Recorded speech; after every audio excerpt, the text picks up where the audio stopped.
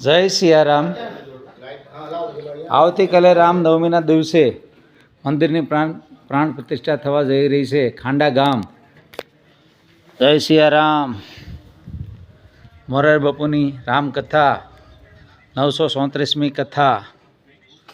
આંતરિયાળ એરિયો, તાલુકો ધરમપુર, જિલ્લો વલસાડ. જય સિયારામ.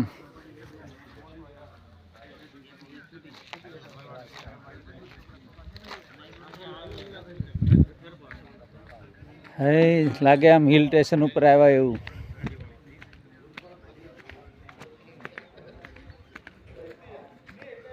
જોઈ લો, સભા મંડપ એકદમ બારીક એવો દેખાય છે, ખાલી પ્રકાશ દેખાય છે સભા મંડપમાં.